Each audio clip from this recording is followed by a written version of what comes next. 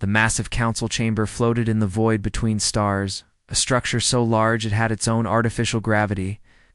Inside, representatives from 47 different alien species sat in their designated seats, watching the humans enter with careful eyes. Some of those eyes were filled with curiosity. Others showed fear. Most showed anger. Admiral Day 1 walked through the center aisle with his head held high. His uniform was crisp and clean, dark blue with silver buttons that caught the strange purple light of the chamber. Behind him walked Ambassador Giwu, her expression calm and unreadable. She wore simple gray robes, the traditional diplomatic dress of Earth. Next to her was Hojin, the military strategist whose plans had won battles across 3 star systems. And finally, there was Taeyong, the captain everyone was talking about, the one they called the trickster, the one they said had no honor. The humans took their seats at the defendants' table. It was made of some kind of crystal that glowed faintly blue. Giwu placed her hands on it and felt how cold it was. She wondered if that was intentional, a reminder that they were being judged. At the front of the chamber, Hijudicator Velmoth rose from his seat.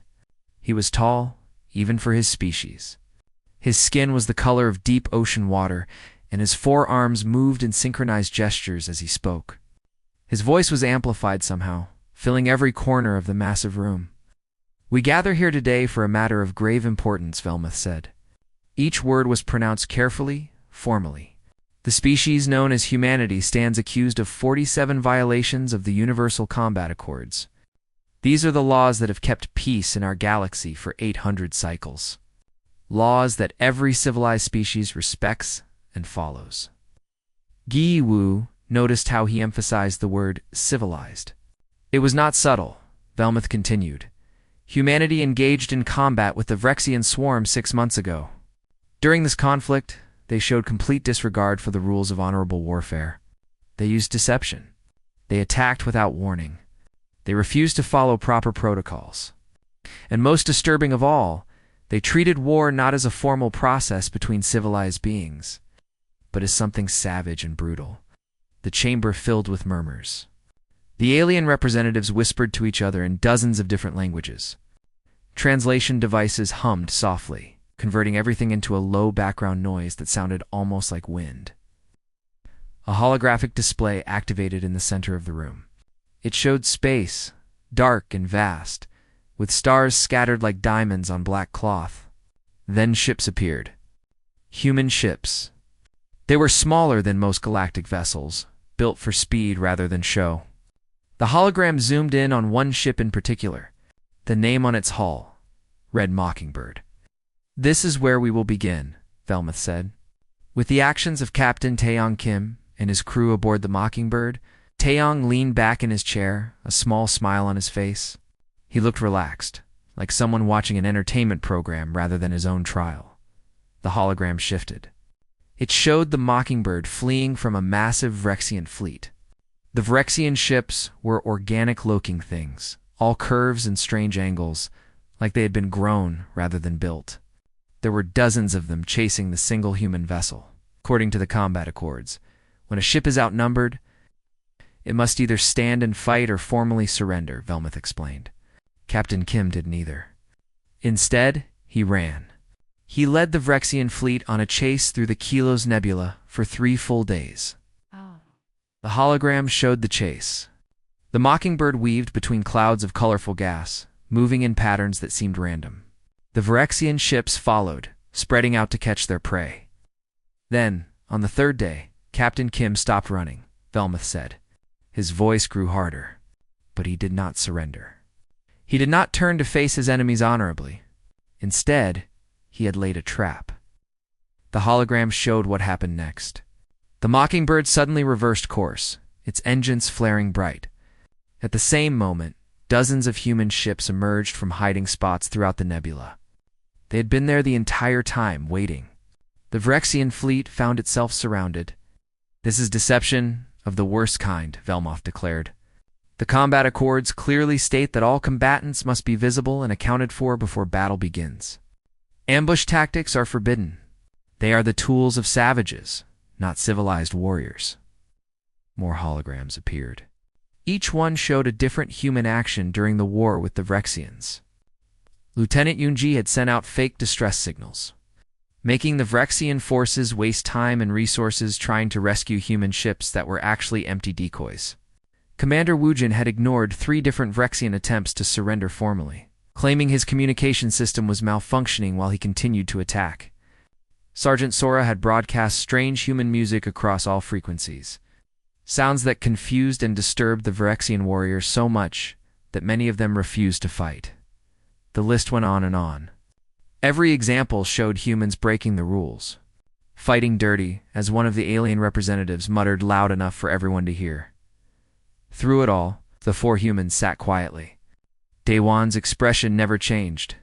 Hojin took notes on a small device, his fingers moving quickly. Taeyong continued to smile that small, knowing smile, and Jiwoo watched everything with her dark eyes, missing nothing. Finally, after 2 hours of evidence, Velmuth paused. He looked directly at the humans. "Do you understand the severity of these charges?" he asked. "Your species has violated sacred laws. Laws that protect all of us. Laws that keep warfare from becoming the brutal, savage thing it once was in the ancient times. We have evolved beyond such barbarity. We have rules now. Order, honor." Jiwoo stood up slowly. The room fell silent. Every eye turned to her. "You understand the charges," she said. Her voice was quiet but clear. "We understand what you are saying. We understand your laws. Then how do you plead?" Velmuth asked. Jiwoo looked around the chamber.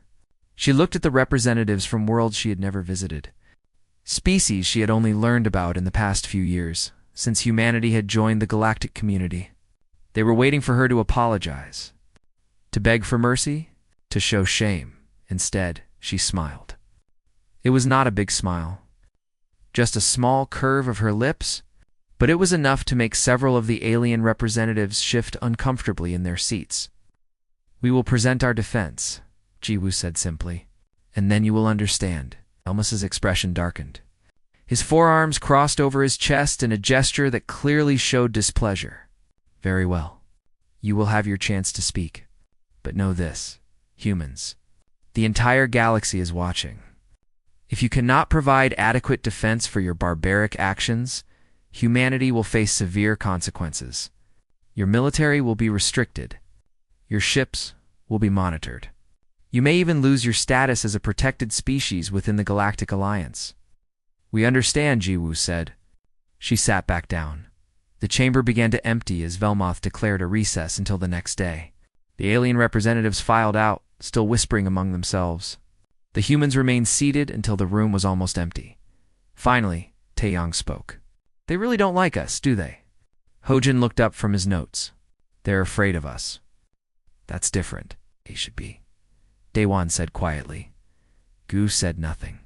She was thinking about tomorrow, about the defense they would present, about the truth they would tell, a truth that would change how the galaxy saw humanity forever. Outside the chamber, stars continued to burn in the endless dark.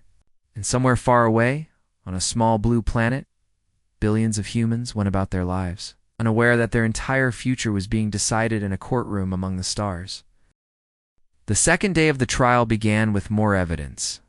Velmuth seemed determined to show every single thing humanity had done wrong during the war with the Vrexians. The holographic displays filled the chamber with images of battle, of human ships doing things that made the alien representatives gasp and whisper in shock.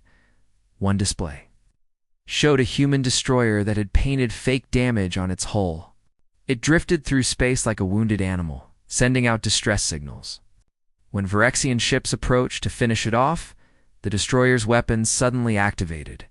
The ambush destroyed 6 Vrexian vessels before they could react. "This is Lieutenant Minho's ship," Velmuth said, his voice full of disgust. He deliberately made his vessel appear helpless. "This is not just against the combat accords. It violates the basic principle of honest engagement. Warriors should face each other with truth, not lies." Another hologram appeared.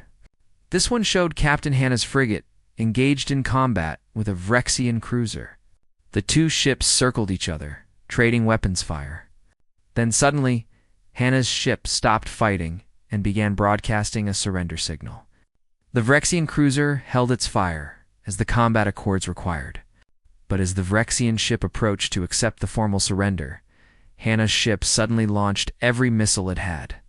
The Vrexian cruiser was destroyed instantly. The chamber erupted in angry voices. Several alien representatives stood up, shouting in their own languages. Translation devices struggled to keep up with all the noise. Velmuth raised one of his forearms, calling for silence. As you can see, humanity has shown a complete lack of honor. They abuse the very rules meant to protect all combatants. They use our own laws against us. A representative from the Keldan species stood up. Her species looked almost human, except for the silver skin and the 3 eyes arranged in a triangle on her face. "This is beyond violation of combat law," she said. Her voice shook with anger. "This is treachery. This is evil. How can we trust any species that fights this way?" More voices joined hers. The representatives demanded harsh punishment. Some called for humanity to be expelled from the Galactic Alliance immediately. Others suggested that Earth should be quarantined, cut off from the rest of the galaxy, until humans learn to behave properly. Through all of this, the 4 humans sat quietly at their table. Taeyang was still smiling. Day One looked like he was carved from stone, showing no emotion at all. Hojin continued taking notes, and Jiwoo simply waited. Velmuth showed more evidence. A recording of Sergeant Bior's unit in ground combat. They had set up what looked like a medical camp, with clear medical symbols displayed. When Vrexian ground forces saw the symbols and moved past the camp without attacking, as the combat accords required, Bior's soldiers emerged and attacked them from behind, a display of commander. Jamin's fleet using civilian transport ships as decoys, making the Vrexians think they were attacking unarmed refugees when they were actually military vessels in disguise. A recording of Major Kyungsuk broadcasting. False intelligence on open channels. Feeding the Vrexians. Wrong information about human fleet movements and troop positions. Each new piece of evidence made the aliens angrier. Each example of human tactics seemed worse than the last. And each time, Velmuth would explain which specific article of the combat accords had been violated and why. Finally, after nearly 4 hours, Velmuth paused. He turned to face the humans directly. "I have one final piece of evidence to show," he said. "This one is perhaps the most disturbing of all." A new hologram appeared. It showed a massive space station, one of the Vrexian high stations where millions of their species lived. The station was under human attack, but something was wrong with the footage. The human ships were not using their normal weapons. "What are they firing?" asked one of the alien representatives, leaning forward to see better. Sound, Velmuth said. "Specifically human music." Captain Taeyang's fleet broadcast these sounds at maximum volume directly at the Vrexian station. The vibrations were so intense that they caused structural damage. But more than that, they caused psychological damage to the Vrexians. Their species is particularly sensitive to certain frequencies. Captain Kim knew this. He used it as a weapon. The recording showed Vrexian workers abandoning their posts, writhing in discomfort. Some of them damaged their own audio receptors, trying to stop the sounds. The entire station fell into chaos. Combat accords specifically forbid the use of weapons designed to cause psychological harm, Velmuth said. Physical combat is one thing, but to attack the mind, to cause suffering without physical injury, this is considered the worst form of warfare. Taeyang finally stopped smiling. He leaned forward, his elbows on the table, and watched his own tactics being displayed for the entire galaxy to see. But he did not look ashamed. If anything, he looked proud. Velmuth turned off the hologram. The chamber fell silent. The evidence was complete. The case against humanity could not have been clearer. "Does the defense wish to contest any of this evidence?" Velmuth asked. Jiwoo stood up again. She walked to the center of the chamber where everyone could see her clearly. She was small compared to most of the aliens in the room. Humans were generally smaller than the galactic average. But she stood there like she owned the space. "Do not contest the evidence," she said clearly. The chamber erupted again. Aliens shouted in confusion. If they did not contest the evidence, were they simply admitting guilt? Was this trial over? Velmuth raised his arms again for silence. You admit to all of these actions? Yes, Jiwoo said simply. Everything you showed happened exactly as you presented it. We did all of those things. We broke your rules. We violated the combat accords. All 47 charges are accurate. The confusion in the chamber grew even louder. Several representatives looked at each other in shock. One of them, a being that looked like a floating collection of glowing crystals, flickered in what might have been their version of surprise. Then this trial is over, Velmuth said. He sounded almost disappointed that it had been so easy. If you admit guilt, we can proceed directly to sentencing. The council will deliberate on appropriate punishment for your crimes. Gu said. The single word cut through the noise like a blade. Velmuth stared at her. No, you just admitted to all charges. What more is there to discuss? Context, Giwoo said. You showed what we did, but you did not show why we did it? You did not explain the circumstances? You did not tell the whole story. The combat accords make no exceptions for circumstances, Velmuth said firmly. The rules are absolute. They apply in all situations. Then your rules are flawed, Jiwoo said. The chamber fell completely silent.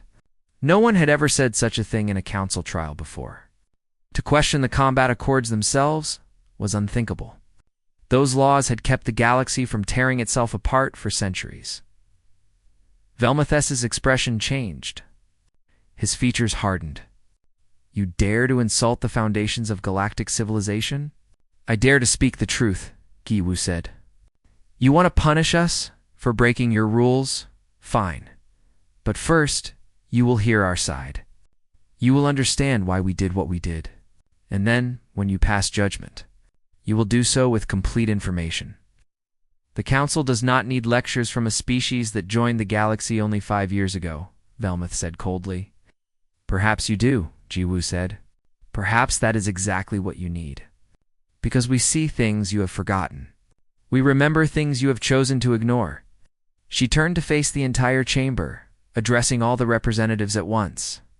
We have a saying on Earth: to judge someone, you must walk in their shoes. You must see the world through their eyes. You have shown us your perspective on our actions. Now I ask that you allow us to show you our perspective. After that, judge us however you wish. Velmuth was quiet for a long moment. The other council members whispered among themselves. Finally, he nodded slowly. Very well. The council will hear your defense. But be warned, human. If your words are simply excuses, if you waste our time with pleading and begging, the punishment will be even more severe. We do not beg, Jiwoo said quietly. We explain. There is a difference. She returned to her table. Day One gave her a small nod of approval. Hojin stopped taking notes and closed his device. And Taeyong, for the first time since the trial began, looked completely serious. Tomorrow, Jiwoo said, we will tell you about humanity. About where we come from, about what we have survived, and about why we fight the way we do. The chamber began to empty once again as Velmuth called for another recess. But this time, the aliens left in thoughtful silence rather than angry whispers. Something had changed. The humans had admitted their guilt, but refused to accept their shame.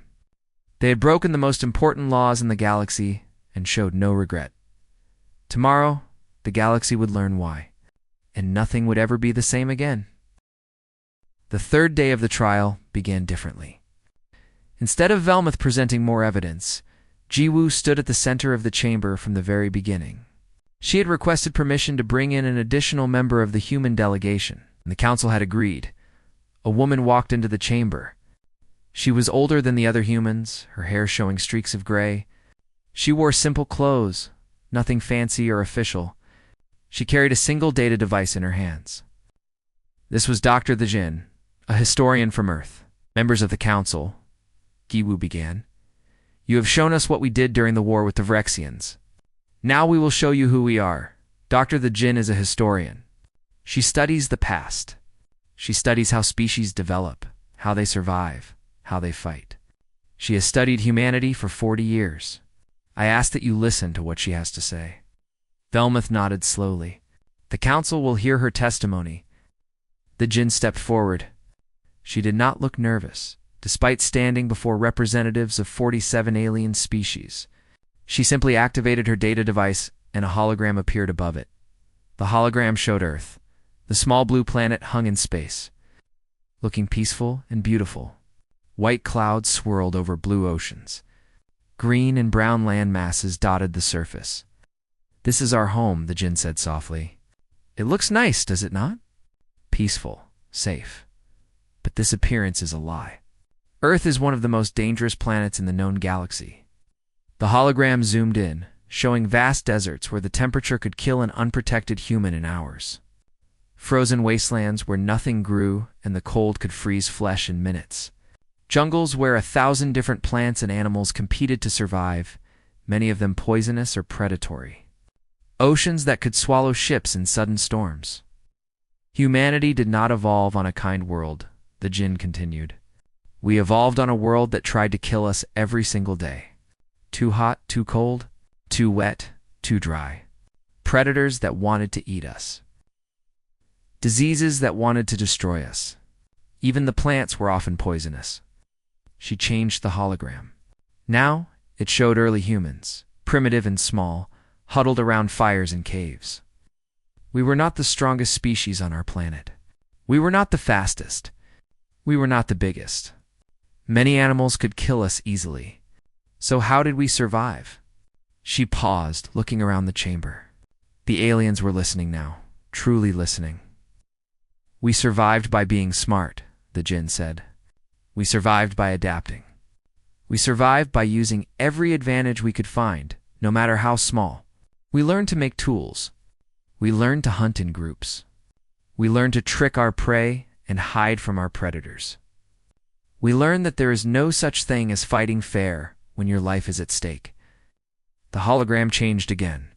It showed ancient human warriors, dressed in primitive armor, fighting with spears and swords. "For 300,000 years, humans have been fighting," the Jinn said. "Not fighting for glory, not fighting for honor.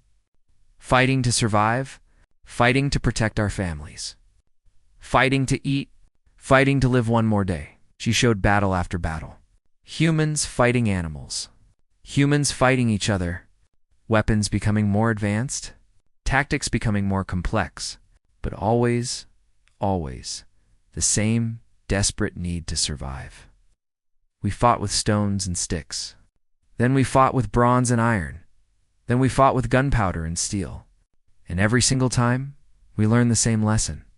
The one who survives is not the one who fights fairly. The one who survives is the one who wins. Velmuth shifted in his seat.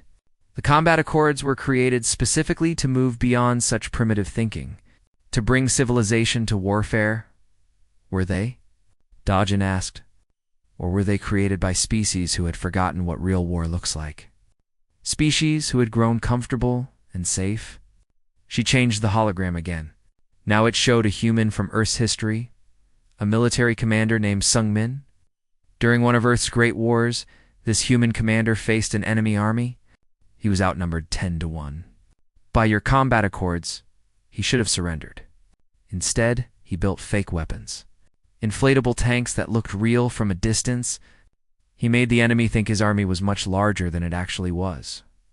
The enemy hesitated, afraid to attack such a strong force. And while they hesitated, Sungmin moved his real forces into position and won the battle. "Deception," said one of the alien representatives. "Exactly what we are accusing you of." "Survival," the Jinn corrected. "If Sungmin had fought honestly, his soldiers would have died. His city would have fallen.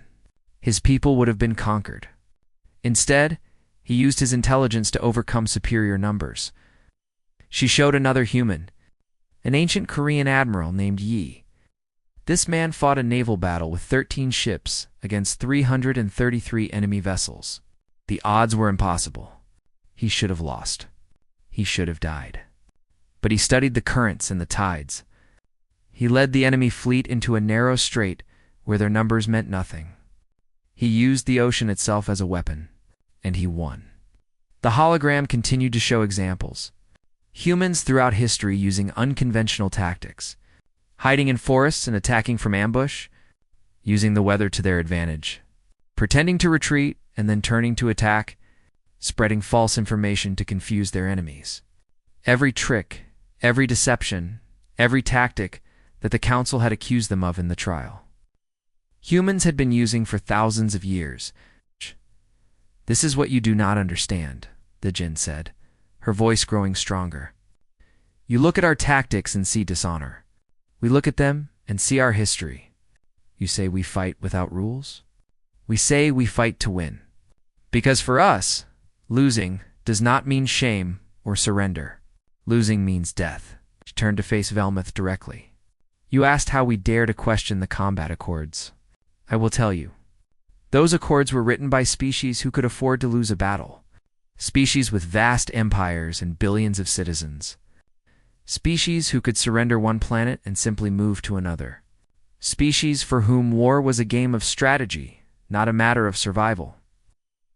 When we joined the galactic community 5 years ago, we had one planet. One home. 3 billion people. That was all. We had no empire. No colonies yet. No backup plan. If we lost our home, we lost everything." The chamber was completely silent now. Even Velmuth had stopped interrupting. "So yes," the Jinn said, "we fight differently than you. We fight like a species that cannot afford to lose. We fight like a species that remembers what extinction looks like. Because on Earth, we have seen 99% of all species that ever lived go extinct. We know how easy it is to disappear forever, and we refuse to let that happen to us." She changed the hologram one last time. Now it showed the recent war with the Vrexians, but this time it showed different footage. It showed Vrexian ships approaching human colonies. It showed evacuation transports trying to flee, filled with human families. It showed the Vexians destroying those transports, killing thousands of civilians. "The Vexians did not follow your combat accords," the Jinn said quietly. "They did not care about honor or rules. They came to our space to feed, to consume, to destroy. They attacked civilian targets. They killed children. They hunted down unarmed ships trying to escape." The footage continued. It showed Vrexian forces landing on a human colony world, attacking settlements, killing everyone they found. "This colony was called New Hope," the Jinn said. 15,000 people lived there. Farmers, teachers, doctors, families. The Vrexians killed them all in 3 days. They did not offer surrender. They did not follow formal combat procedures. They simply killed. She turned to face the entire council. "You want to punish us for breaking your rules while fighting the Vrexians, but the Vrexians never followed those rules. So tell me, honored council members, how should we have fought? Should we have followed the combat accords while they slaughtered our people? Should we have fought fairly against an enemy that showed no fairness? Should we have died honorably while our children burned?" No one answered. The chamber remained silent. "We read your combat accords," the Jinn continued. "All 10,000 pages. We studied them carefully. And we found something interesting. The accords assume that both sides in a conflict will follow the rules. They assume that everyone values honor over victory. They assume that all species fight the same way, for the same reasons. But that is not reality. The Vrexians proved that. They came to destroy us, and they did not care about your rules. So, we had a choice. We could follow the combat accords and die, or we could break them and live." She looked at each council member in turn. "We chose to live, and we would make the same choice again." The Jinn walked back to the human table and sat down. The data device in her hands stopped projecting. The chamber remained silent for a long moment. Finally, Velmuth spoke. His voice was quieter than before. "You present your history as justification for breaking our laws, but laws exist for a reason. Without them, warfare becomes chaos. It becomes barbaric." "Warfare is barbaric," Daewon said, speaking for the first time since the trial began. He stood up, his admiral's uniform making him look even taller than he was. That is the truth you have forgotten. You have made it clean and organized with your rules, but underneath all those rules, war is still about killing. About destroying your enemy before they destroy you. Humanity has never forgotten that truth. Then you are savages, said the Keldan representative. How they? One said calmly. We are survivors. There is a difference. The tension in the chamber was thick enough to cut. Velmuth stood at his position, his forearms crossed in a gesture that showed deep thought. The other council members whispered among themselves, their voices creating a low hum that filled the space. The council must deliberate, Velmuth finally said. We have heard your testimony. We have seen your evidence. But the question remains. You have admitted to breaking our laws. You claim you had good reasons, but many species have claimed good reasons for terrible actions throughout history. May I speak? The voice came from behind the human table. It was Taeyang. He had been silent for most of the trial, watching everything with that small smile. Now he stood up, and the smile was gone. Velmuth looked surprised. Captain Kim, you are the one most accused in this trial. Your tactics were the most extreme. Are you certain you wish to speak? Very certain, Taeyang said. He walked to the center of the chamber, his movements casual but confident. He did not look like someone on trial for his career, possibly his freedom. He looked like someone about to teach a lesson. You keep using that word, Taeyang said. Honor. You say we have no honor? You say we fight without honor? You say the combat accords exist to bring honor to warfare. He paused, looking around at all the alien faces watching him. Can I ask you something? What does honor mean to you? The question seemed to catch Velmuth off guard. Honor is fighting with integrity, following the rules, treating your enemy with respect, even when your enemy wants to kill you? Taeyang asked. Especially then, Velmuth said firmly. That is what separates civilized beings from animals. We rise above our base instincts? Taeyang nodded slowly. Interesting. Let me tell you what honor means to humans. Honor means protecting those who cannot protect themselves. Honor means keeping your promises. Honor means standing between danger and the people you love. Honor means doing whatever is necessary to save lives. Those are pretty words, said one of the alien representatives, a being with purple skin and eyes like a cat. But they do not excuse breaking laws, do they not? Taeyang asked. He activated his own hologram display. Let me show you something. This is the Antares colony. Population 4 million? Mostly families, children, people who came out here to build a new life among the stars. The hologram showed a beautiful planet with blue oceans and green continents. Cities sparkled on the surface. Ships moved in orbit, carrying goods and people. The Vrexians attacked this colony 6 months ago, Taeyang continued. Your council knew about the attack. We sent requests for help. We asked for support from the Galactic Alliance. Do you know what we were told? Velmuth shifted uncomfortably. The proper procedures must be followed. Emergency military aid requires approval from all council members. The vote was scheduled. The vote was scheduled for 2 weeks after the attack began, Taeyang said, his voice hard now. 2 weeks. Do you know how many people the Vrexians can kill in 2 weeks? He changed the hologram. Now, it showed Vrexian ships approaching the Antares colony. The colonists were evacuating, trying to flee. But there were not enough ships. Not enough time. By the time your vote happened, 12,000 people were already dead, Taeyang said. 12,000. And more were dying every hour. So, I made a decision. I took my fleet, which was stationed 3 systems away, and I went to help them. Without formal orders.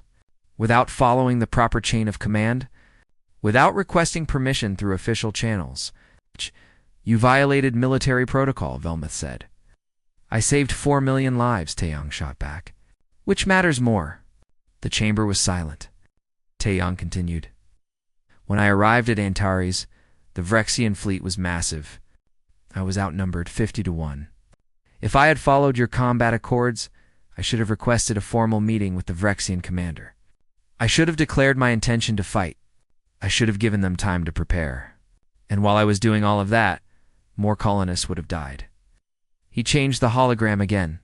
It showed his fleet, the Mockingbird leading a small group of ships, approaching the much larger Vrexian force. So instead I lied, Taeyong said simply. I broadcast a message saying my ships were damaged and retreating. The Vrexians believed me. They ignored my fleet and continued attacking the colony. And while they were distracted, I positioned my ships exactly where I needed them. The hologram showed what happened next. The human ships, supposedly retreating, had formed a perfect attack formation without the Vrexians noticing. Then all at once, they struck. I broke your rules, Taeyong said. I used deception. I attacked without warning. I refused to fight fairly. And because I did those things, I bought enough time for the colony to evacuate. 4 million people escaped. The Vrexians destroyed the colony, but the people survived. He turned to face Velmoth directly. So yes, I violated your combat accords, and I would do it again. Every single time, because your rules are not more important than human lives. The rules exist to protect everyone, Velmoth said, but his voice was less certain now. Do they? Taeyong asked. Or do they exist to make you feel better about warfare? To let you pretend that killing can be civilized if you just follow the proper forms?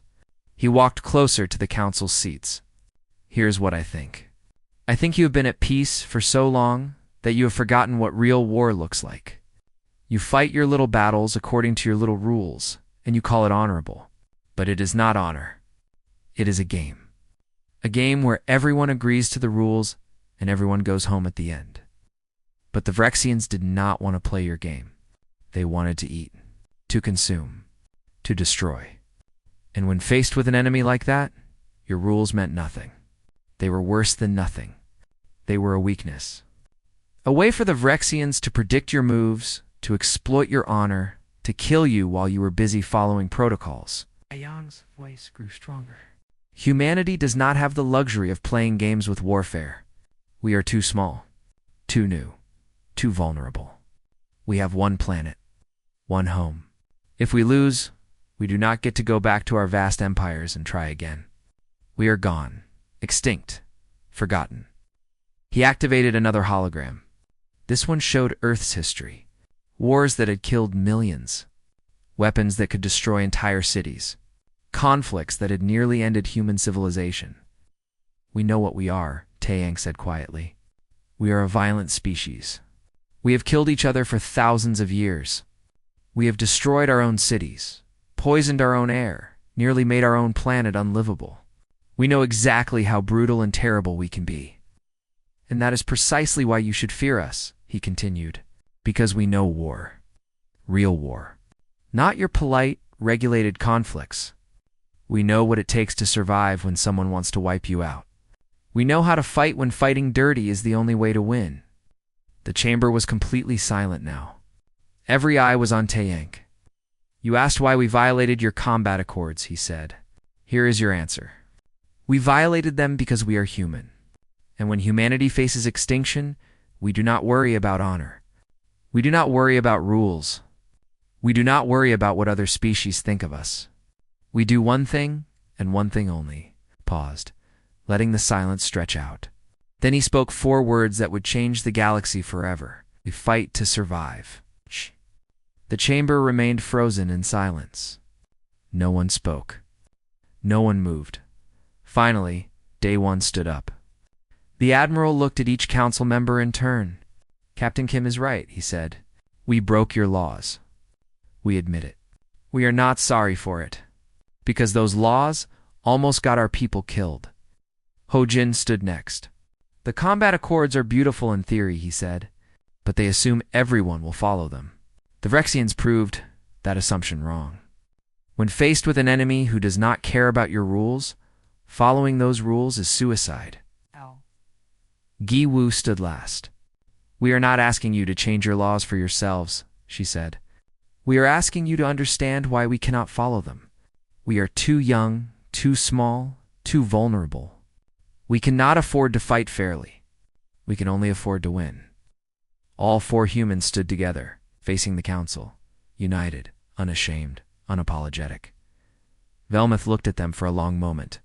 His expression was impossible to read. Finally, he spoke. "The council will deliberate overnight," he said. "We will deliver our judgment tomorrow." The chamber began to empty. The alien representatives filed out, their whispered conversations filling the air. Some looked angry. Some looked thoughtful. Some looked afraid. The humans remained standing until everyone else had left. Then, finally, Taeyang smiled again. "That small, knowing smile, think we convinced them?" he asked. "I do not know," Giwu said. "But we told them the truth. That is all we can do." "The truth," Daewon said quietly, "that humanity is dangerous and necessary," Hojin added. "They need us, even if they do not know it yet." Outside the chamber, the galaxy waited for judgment. But inside, the humans felt no fear. They had spoken their truth. They had defended their actions, and whatever came next, they would face it the same way they faced everything, together, and ready to survive.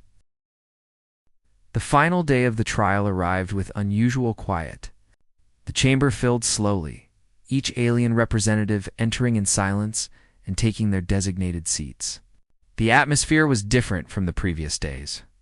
The anger that had filled the room before was gone, replaced by something else. Something harder to name?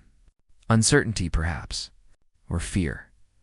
The four humans entered last. They walked together, their steps synchronized, without any apparent effort. They had spent the previous night in their assigned quarters aboard the council station, but none of them had slept much. They had talked instead about Earth, about what might happen, about what they would do if the judgment went against them. But now, walking into the chamber, they showed no sign of worry or fear. They simply took their seats and waited. Velmuth entered from a different door, one used only by the High Judicator. His forearms hung at his sides and his expression was grave. Behind him came the other senior council members, representing the oldest and most powerful species in the galaxy. They arranged themselves in a semicircle, facing the humans. "This council has deliberated through the night," Velmuth began. His voice was formal, but there was something in it that had not been there before. Respect, maybe, or caution. "We have reviewed all evidence. We have heard all testimony. We have considered the arguments presented by both the prosecution and the defense." He paused, and the silence in the chamber grew heavy. Humanity stands accused of 47 violations of the Universal Combat Accords. These violations are not in dispute. The humans themselves have admitted to every single charge. They have shown no remorse. They have offered no apology. They have made it clear that, given the same circumstances, they would break our laws again. The alien representatives in the chamber began to murmur. This sounded like it was leading to a guilty verdict, a harsh punishment. Some of them looked satisfied. Others looked sad. However, Velmuth continued, and the murmuring stopped instantly. "This council has been forced to confront several uncomfortable truths during this trial. Truths that we have been avoiding for many years." He gestured toward the display screens that had shown so much evidence over the past days. When the combat accords were written 800 cycles ago, they were created by 7 species. 7 species who had all reached a similar level of technology, a similar level of civilization, a similar understanding of warfare. The accords made sense for them. For us. But as the galaxy expanded, as more species joined the council, we simply assumed that our laws would work for everyone. We assumed that all species fought for the same reasons, valued the same things, approached conflict in the same way. We were wrong. A ripple of surprise went through the chamber. The High Judicator admitting that the council was wrong about something was unprecedented, Velmuth continued. The humans have shown us something we did not want to see. The combat accords only work when all parties agree to follow them. When faced with an enemy who ignores those accords, following them becomes a path to destruction. The Vrexians proved this. He looked directly at the humans. We knew the Vrexians were attacking human colonies. We knew they were killing civilians. We knew they were not following the combat accords, and we did nothing. We told humanity to wait for proper procedures, to follow diplomatic channels, to be patient while their people died. The chamber was completely silent now. "We failed you," Velmuth said simply. The Galactic Alliance failed to protect one of its member species, and when you protected yourselves using the only methods that would work against such an enemy, we put you on trial for it. Gu leaned forward slightly in her seat. This was not what she had expected. Therefore, Velmuth said, "While this council finds humanity guilty of all 47 charges of violating the combat accords, we are not imposing any punishment," the chamber erupted. Alien representatives stood up, shouting in a dozen different languages. Some were angry, some were confused, all were shocked. Velmuth raised all four arms, calling for silence. It took several minutes for the chamber to quiet down. "Let me be clear," he said. "We are not saying that humanity was right to break our laws. We are saying that our laws were insufficient. They did not account for enemies like the Verxians. They did not account for species in humanity's position. Young species with few resources, no empire to fall back on, no margin for error." He turned to address the full council. "For 800 cycles, we have enjoyed peace. We have fought our small wars according to our rules and everyone has survived. But that peace has made us soft. It has made us forget that not all conflicts can be solved with diplomacy and proper procedure. Sometimes, survival requires actions that are uncomfortable, messy, even brutal." A council member from the Tellurian species stood up. She was old, even for her long-lived species, and when she spoke, others listened. "High Judicator, are you saying we should abandon the combat accords?" "No," Velmuth said. "I am saying we should recognize their limitations. The accords work well for conflicts between civilized species who agree to follow them, but they cannot be applied universally, especially not two species fighting for survival against enemies who recognize no rules." Another council member spoke up, one from the Corvian species. "Then how do we prevent chaos? If we allow some species to ignore the accords, what stops everyone from doing so?" "Context," Velmuth said. "Intent. Necessity. We must learn to judge each situation individually rather than applying rigid rules without thought." He turned back to the humans. "This council is creating a new classification. We are calling it the Survival Exemption. It will apply to species facing existential threats from enemies who do not follow the combat accords. In such situations, the threatened species will be permitted to use any tactics necessary for survival, without facing punishment from this council." This was far more than they had hoped for. Furthermore, Velmuth continued, "This council recognizes that humanity has knowledge and experience that could benefit the entire galaxy. You have fought wars of survival for your entire history. You have developed tactics and strategies that we have never considered. We are requesting that Earth assign military advisors to work with other species, to teach them how to fight when the rules no longer apply." Taeyong smiled his small smile. He had not expected this at all. "Finally," Velmuth said, "this council offers a formal apology to humanity. We failed in our duty to protect you. We prioritized procedure over lives. We will not make that mistake again." The High Judicator looked at each of the four humans in turn. "Humanity is a dangerous species. You are violent, creative, and utterly unwilling to accept defeat. These traits frightened us. They still frighten us. But we are beginning to understand that in a galaxy that contains threats like the Vrexians, perhaps danger is exactly what we need." Gil stood up slowly. "High Judicator, the people of Earth appreciate this judgment. We appreciate your honesty, and we accept your offer. We will work with the Galactic Alliance to share what we know. But we have one condition." "Name it," Velmuth said. "Never again ask us to wait while our people die," Giwu said firmly. "Never again tell us to follow procedures when lives are at stake. If you give us this respect, we will give you our loyalty. We will fight for the Alliance. We will protect its members. But we will do so in our way, using our methods." Velmuth nodded, agreed. "The Alliance will not interfere with human military operations conducted in defense of Alliance members or in response to existential threats." The chamber began to buzz with conversation again. This trial had started as a judgment against humanity. It had ended with the Council changing its most fundamental laws. The Keldan representative who had called humans savages days earlier now stood up. She looked at the four humans for a long moment. Then she spoke, her voice carrying across the chamber.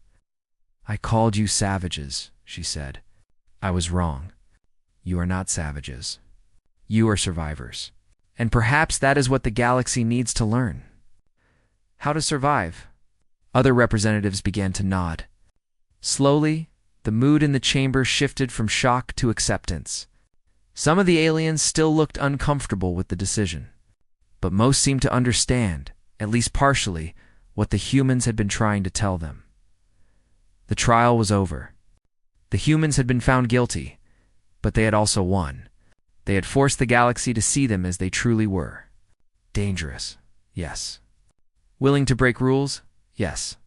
But also determined, clever, and absolutely committed to survival. As the chamber emptied for the final time, Taeyong turned to his companions. "Well, that went better than expect." Ted Hojin laughed, a sound of pure relief. They actually listened. They understood. Bulu looked out at the stars visible through the chamber's massive windows. This is more than a start. This is a new beginning. For humanity and for the galaxy, they left the chamber together, walking back through the station toward the docking bay where their ship waited. As they walked, they passed groups of aliens who stopped to watch them. Some of those watchers looked afraid. Some looked curious. A few even looked admiring. The word was already spreading across the galaxy.